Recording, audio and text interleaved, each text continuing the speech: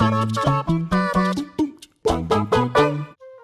the years, there have been many perfect albums to come out of every genre of music. Most of the time, the genius behind these tracks are so immediate that the record is lauded with universal praise almost instantaneously. While most perfect records make you fall in love with them from the word go, others need more time to sit with you before you discover their beauty. These are the types of albums that you might not have seen the greatness in the first time you sat down with them. Whether it be a shift in tone, a different sonic experiment, or just a lack of hooky material, these albums have been dismissed and even hated by some fans upon their first release. However, hindsight is 20/20 when it comes to these kinds of things. The more you listen to these albums, the more sonic touches jump out at you as something fantastic. You find yourself spinning these albums more and more before you realise that what you thought was just a passable record is one of the greatest records you have ever heard. It may take a little bit to settle into their groove, but these albums are more than worth the breaking in period. I am Kirsten from WhatCulture Music, and these are 7 great albums you didn't understand the first time. Number 7, LATARALUS by Tool. Tool are regarded as one of the premier acts to come out of the 90s metal scene, and rightfully so. At a time when mainstream metal was floundering, these guys took the fundamental elements of the genre and expanded them into places they had never been before. While any metalhead could get down with the band's first records, LATARALUS may be seen as a trickier listen for some folks. Don't get me wrong, the album is absolutely stellar, with its multiple prog epics and exquisite use of cerebral topics, but the initial listen does take some getting used to for newcomers. From the more sardonic perspective, these heavy topics could easily be seen as pretentious, if not listened to under the proper circumstances. With every listen, the album's riffs seep into your brain until you become more and more accustomed to the off-kilter time signature changes and the warped view of reality that comes from Maynard James Keenan's lyrics. After a while, these songs become less and less about music and feel more part of your DNA, almost as if you've tapped into some higher plane of existence. It's nearly impossible to pick a favourite Tool album, but every new detail that comes with spinning LATARALUS proves that it's that album that keeps on giving. Number 6, Neighbourhoods by Blink-182.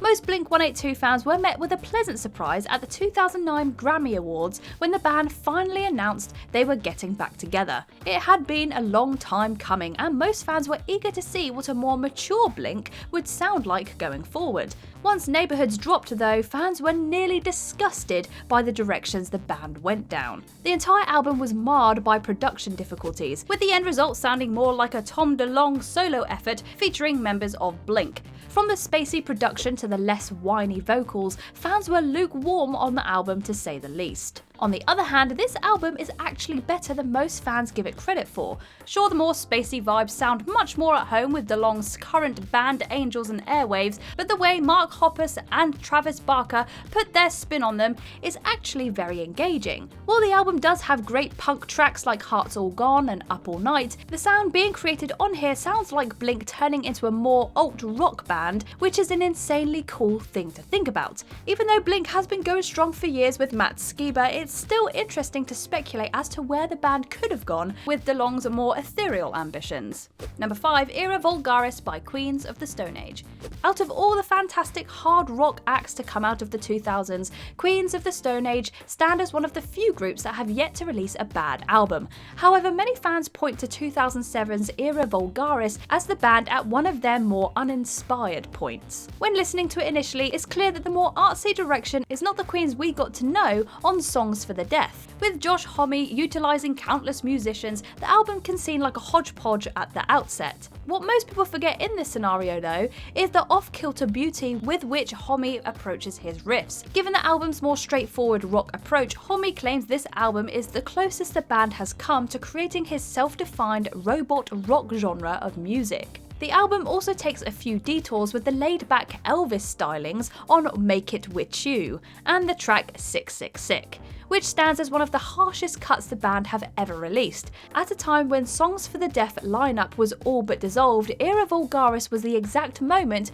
where Queens of the Stone Age became Homme's band, which he would take through the deepest depths of rock and beyond. Number 4, White Light, White Heat by the Velvet Underground. The Velvet Underground holds the award for the best bands that people got after the fact. From their ramshackle debut to their more introspective later works, the band's experimentation with song format shaped rock and roll in a way that not many bands could. Out of all the records of the band's early period, White Light, White Heat remains the most chaotic recording the group had ever put to a tape. At first listen, one wouldn't think that this was from a premier rock band, with its subpar sounding production and its lack of potent melodies throughout. At the same time, the record's strengths lie in its more experimental moments. Tracks like The Gift show Lou Reed's dark humour when conveying story, while songs like Lady Godiva's Operation shows John Cale using avant-garde techniques to provide an insane collage of sound. While most listeners would be turned off by the 17-minute finale, Sister Ray, the song's journey through hellish soundscapes remains one of the most influential moments of the 60s rock movement. Even if it wasn't greeted with praise, the right people were listening, with artists like David Bowie, Iggy Pop, and Julian Casablancas showing it love for decades. It may not be the most pleasant listen at first, but without this album, rock's more ferocious subsects like punk and noise rock would look very different.